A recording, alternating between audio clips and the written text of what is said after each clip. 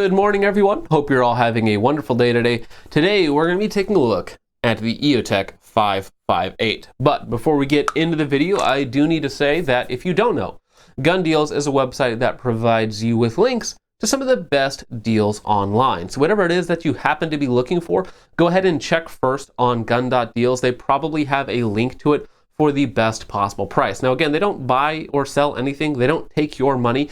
They only provide you with links or point you in the right direction. So once again, whatever it is that you're looking for, go ahead and check first on gun.deals. Now with that out of the way, you can go ahead and like, share, and subscribe, as all that sort of stuff is free and does help us out quite a bit. On top of that, go ahead and comment literally anything down below. Now with all that out of the way, full disclosure on the Eotech 558 is we have absolutely no affiliation, relationship, or coordination with Eotech whatsoever. I have never talked to Eotech about anything ever. I purchased this optic with my own money last Black Friday, so I've had it for several months at this point.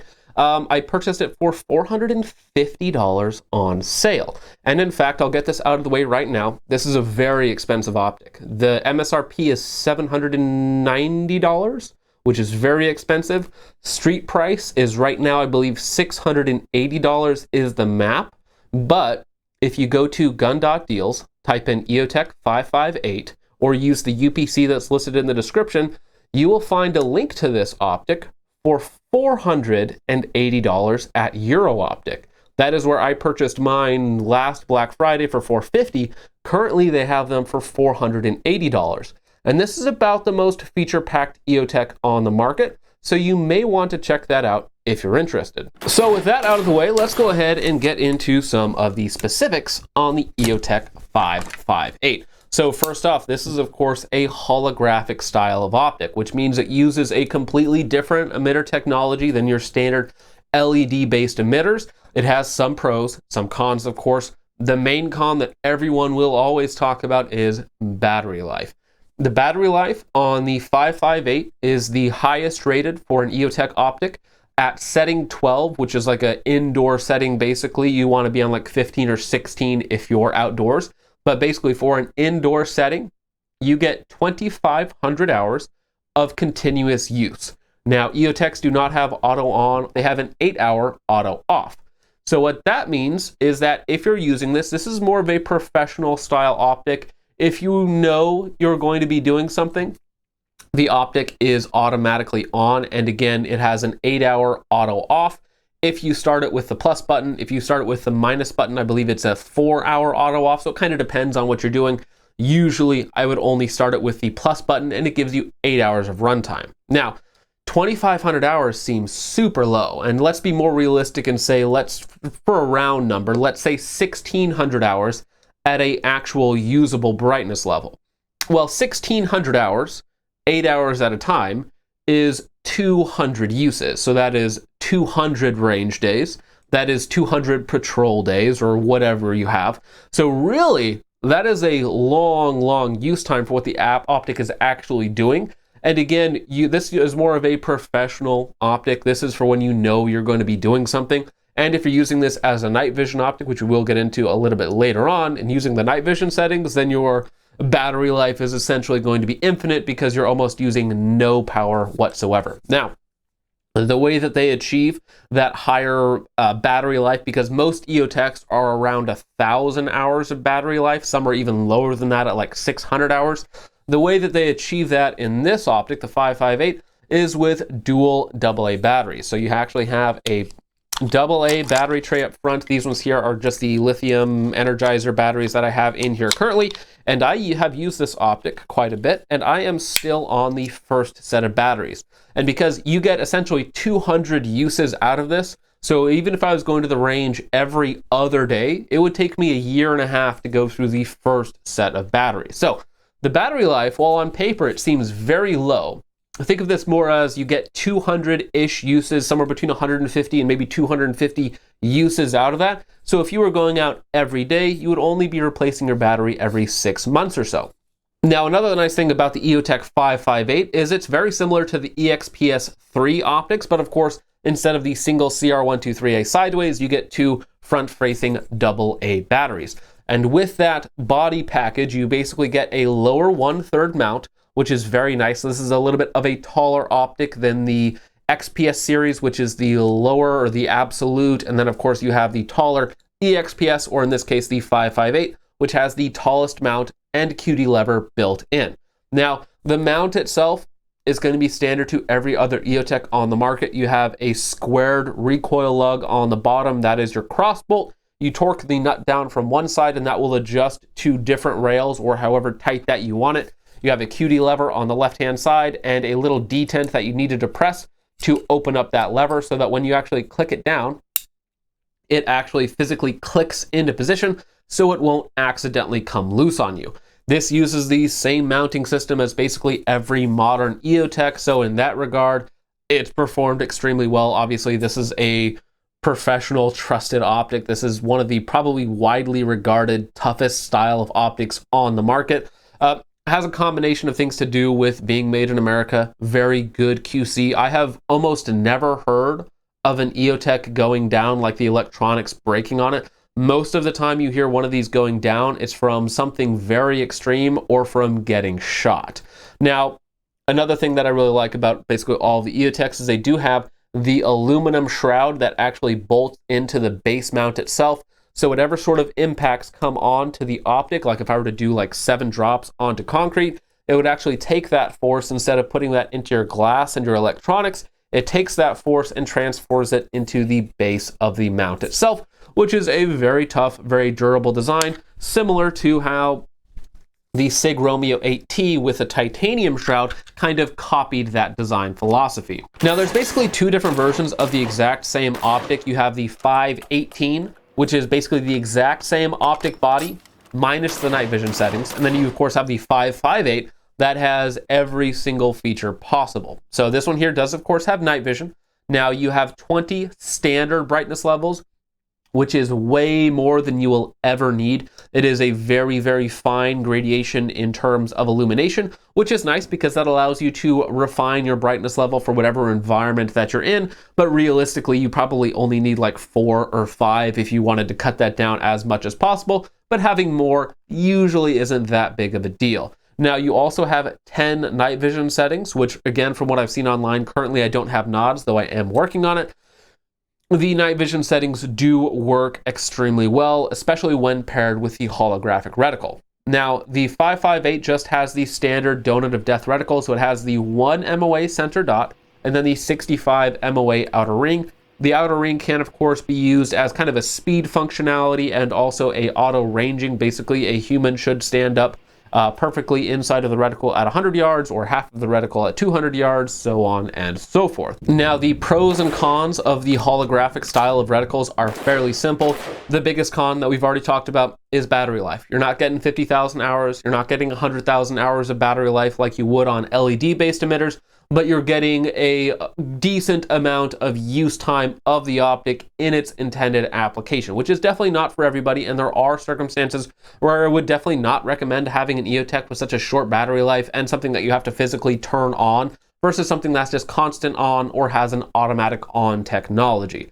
Now, the benefits are you get a very, very precise 1 MOA reticle. Now, if you stare directly at the reticle at close range, it can look very fuzzy. However, when you're outdoors in a very bright environment, you can really refine that 1 MOA center dot to a very, very fine, very forgiving aiming point. Now, as far as I know, Eotechs are still the only optic with exactly 0 parallax, and I believe they have been actually tested and proved out at exactly 0 parallax, or at least within the margin of error of 0 parallax, which is much better than a lot of other red dots. For instance, some red dots will have really bad parallax, which is basically if you see the dot in only like one tiny corner of the window and you take a shot at something, it could be off by as much as 6 MOA or more with worse style of red dots. With most red dots, with most decent red dots, the parallax error is not that bad, but depending on your distance and on the red dot, some red dots do have a very large parallax shift where depending on how you're looking through the optic, you can get it to shoot 3, 4, 5, even 6 MOA off of where you're shooting, which depending on your target size and distance could be the difference between hitting your target and hitting something you don't want to hit. With the Eotechs, again, this is more of a professional style of optic, and the Parallax is again 0 or as close as it physically can be to 0. I am not sure if the Vortex AMG has the same 0 parallax. I have not tested them. They both look very, very good. If you just set them up on your rifle and stare at something like 100 yards away or so, and you move your head left, right, up, or down, you're of course not going to be noticing any major shift whatsoever. And with the Eotechs, it is again perfect. Now, another thing that I personally like about the Eotech design, and Eotech was really the first one to be doing this as far as I know, is you get a really big square boxy window. Most people don't necessarily need a bigger window to increase their performance. For me personally, it's just a preference thing, and I know a lot of people prefer to have bigger windows. And with the Eotech, you get one of the bigger windows on the market. I believe it is actually slightly smaller than the Vortex, and maybe about the same size as the SIG Romeo 8T, but overall, they're all very big windows, and for most people, they're going to like that. Now, another nice thing about Eotech optics is that they have some of the, if not the best glass on the market. There is virtually zero distortion or color shift of any sort. On a lot of other optics, you'll notice a blue-green tint, especially around the edges of the optic. On Eotechs, there is basically none. They look very, very good. There is absolutely no warping in the image whatsoever, no matter how you move it. The glass, the image is perfectly flat with no warping, magnification whatsoever. So, as far as the glass quality, the optical quality goes, it is basically the best on the market, maybe on par or maybe right in the same range as like an Aimpoint T2, but overall, very, very good. Absolutely no complaints whatsoever. Now, is it all sunshine and rainbows on the 558? Well, of course not. As you can probably tell, this is a very chunky optic. This weighs 13.8 ounces, which makes it the heaviest optic on the market for a 1X red dot. Even the SIG Romeo 8T is 13.7 ounces, I want to say. And the 558, again, with the dual battery tray, is 13.8 ounces. So it is a very heavy, very chunky optic. This will actually take up a ton of real estate on certain guns. So if you have a PDW and you really don't have much space on the rail whatsoever, sticking one of these guys on there is going to be a little bit problematic. Even on short ARs, like a 7.5 inch 300 blackout, depending on what you have mounted in front and behind, slings and whatnot, this can really cramp up a gun very, very quickly. Now, if you combo that with a magnifier like the Holosun HM3X, just think about this like a basic magnifier, which weighs 11.7 ounces, you get a 25 ounce total package, which is going to be heavier than most LPVOs and mounts on the market. And it's also very long. As you can see, this overall package, depending on how far you have the magnifier mounted back, is probably almost at 10 inches or so, 8 or 9 inches, which is, again, going to be about the same size as an LPVO as well. And if you're putting like an Eotech magnifier behind your Eotech optic, it's going to be more expensive than most 1 to 8s, 1 to 10s even on the market, again, depending on the exact price of the deal that you get. Last thing that I forgot to mention earlier is we do, of course, have our windage and elevation that are on the side of the optic body. They are very nicely recessed inside of the aluminum outer hole, so you're never going to accidentally bump them, and they are set up in half MOA increments, which is what we would all like to see. So, now with all of that out of the way, personally, I really like the 558. I think it is an excellent near top tier optic for a couple niche circumstances. If you're using a red dot only gun or a red dot and magnifier gun and you can take the extra size and weight, especially if you're trying to combo that with passive night vision aiming, I think that it can be an exceptional optic.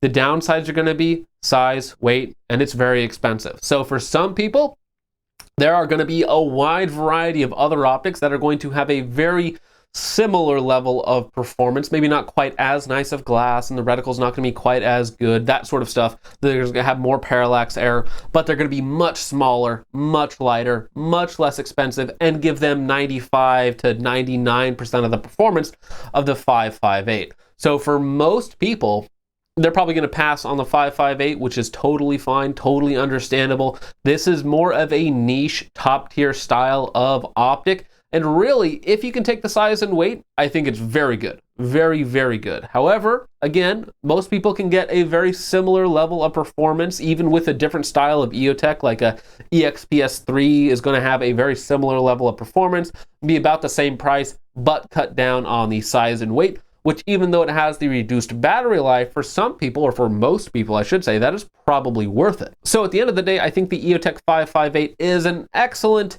if niche, application optic. So with all of that out of the way, guys, let me know what you guys think of the Eotech 558 or similar Eotech optics, if there's something else that I should check out in that same sort of performance ballpark. But with all of that out of the way, guys, I want to thank you guys once again for watching, and I will see you guys in the next one. Peace off.